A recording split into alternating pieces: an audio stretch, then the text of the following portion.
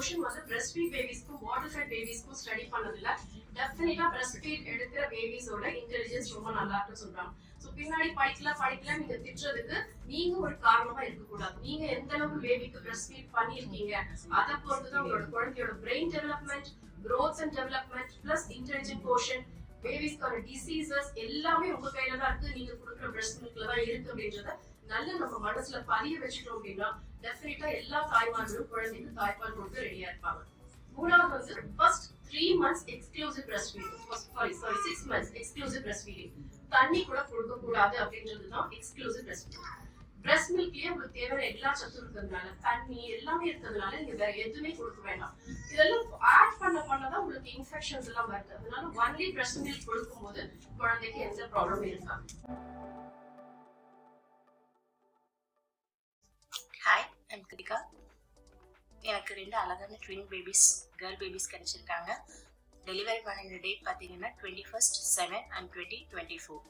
So எனக்கு breast ஃபீடிங்கோடைய இம்பார்ட்டன்ஸை பற்றி நான் ரொம்ப லேர்ன் பண்ணின காரணத்தினால என்னுடைய குழந்தைங்க பிறந்த அடுத்த செகண்ட் என் கையில் கிடைச்சதையுமே என்னால் ப்ரீஸ் ஃபீடிங் வந்து என்னால் பண்ண முடிஞ்சுது.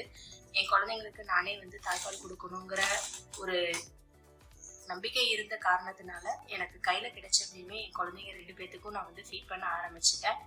ஸோ இது நான் பண்ணணும் அப்படின்னா ஃபர்ஸ்ட் நான் என்னுடைய ப்ரெக்னன்சிக்கு முன்னாடி, ப்ரெக்னன்சி அப்பவே வந்து என்னுடைய ஹெல்த்தை வந்து நான் ரொம்ப கான்சென்ட்ரேட் பண்ண ஆரம்பித்தேன். ஒன்லி டயட்டிஷியன் ஃபுட்ஸோ நியூட்ரிஷியஸ் ஃபுட்ஸும் நான் ரொம்ப எடுத்துக்கிட்டேன். இதுதான் சாப்பிடணும் அதுதான் சாப்பிடணுங்கிற எந்த ஒரு கட்டாயமும் கிடையாது. என்ன தேவையோ அதை நான் வந்து ஃபுல்லாக கான்ஃபிடென்ட்டாக நான் சாப்பிட ஆரம்பித்தேன். ஸோ அதன் மூலமாக என்னால் வந்து நல்லாவே ஃபீட் பண்ண முடிஞ்சுது. ஸோ டியூரிங் பிரஸ்ட் ஃபீடிங் நான் சொல்ல வேண்டியது என்னன்னு பார்த்தீங்கன்னா, உங்களுடைய sitting position should be very important. ரொம்ப கரெக்டான பொசிஷனில் நீங்களும் உட்காரணும். ப்ளஸ் உங்களுடைய குழந்தையும் வந்து கரெக்டான பொசிஷனில் நீங்கள் படுக்கவும் வச்சுட்டு நீங்கள் கொடுக்க ஆரம்பிச்சிங்கன்னா உங்களால் எவ்வளோ வேணாலும் வந்து ஃபீட் பண்ண முடியும்.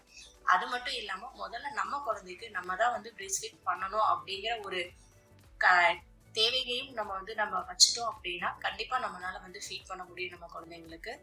அது மட்டும் இல்லாமல் என் குழந்தைக்கு நான் டெலிவரி பண்ணின ஃபர்ஸ்ட் 3 days வந்து பிளட் சுகர் மானிட்டரிங் பார்த்தாங்க. ப்ளஸ் அது கூட வெயிட் கெய்னிங் இருக்காங்களான்னு சொல்லி செக் பண்ணினாங்க. அது ரெண்டுமே வந்து நல்லா ப்ராப்பராக இன்க்ரீஸ் ஆகிட்டே இருந்த காரணத்தினால I get more confident that I can feet my child properly. So இப்போ எனக்கு என்னுடைய 2 ட்வின் பேபிஸ் மட்டும் இல்லை, எனக்கு இன்னொரு பேபி கிடைச்சா கூட ஐ கேன் ஈஸிலி ஃபீட். நான் மட்டும் இல்லை, எல்லா தாய்மார்களும் நிச்சயமாக குழந்தைங்களுக்கு தாய்ப்பால் கொடுக்கணும்.